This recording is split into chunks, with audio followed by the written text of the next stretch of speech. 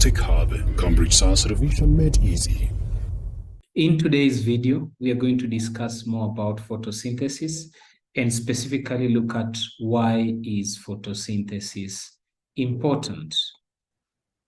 Photosynthesis is a crucial process for the survival of any species on Earth. And we note that the first critical importance of this incredible process is that photosynthesis provides energy to the ecosystem. How? That is the question. How? Now, we note that the ultimate source of energy is the sunlight.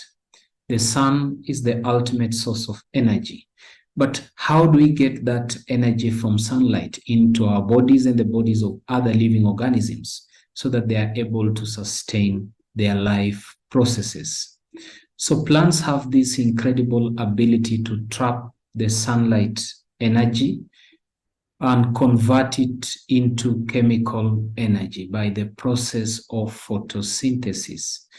And this energy trapped from sunlight is used up by the plant as they combine the carbon dioxide and water to make glucose, which is a carbohydrate. And this is the primary source of energy in all living organisms.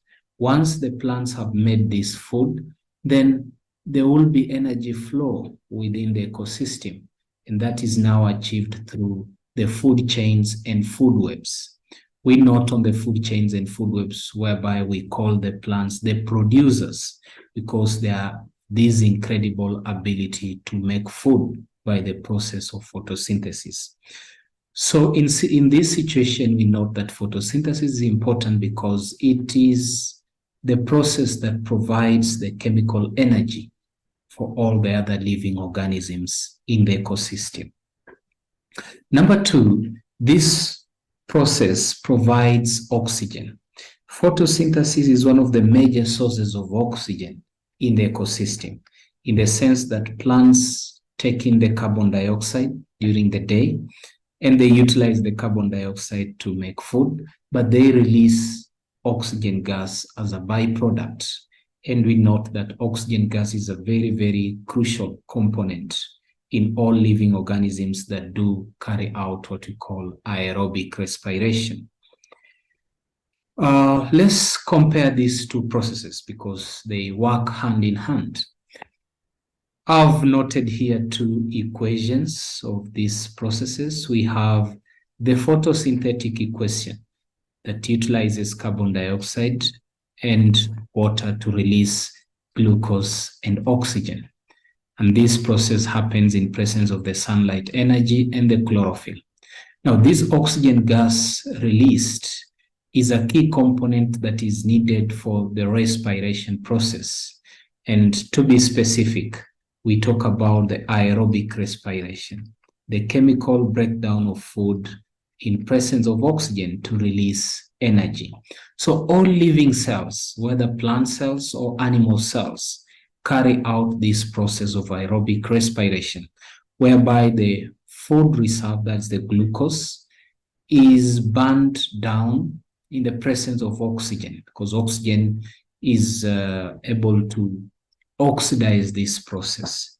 And we have the oxidative breakdown of the glucose to release carbon dioxide, water, and energy in form of ATP molecules. So what I want us to look at in totality in these two equations is that look at the equation of photosynthesis and flip it. Flip so that what is on the right side goes to the left and what is on the left side goes to the right side. When you flip the equation of photosynthesis, you come up with the equation of aerobic respiration. So they are interdependent in this situation. The photosynthetic process uses carbon dioxide to give out oxygen, while the aerobic respiration process uses the oxygen and releases the carbon dioxide gas.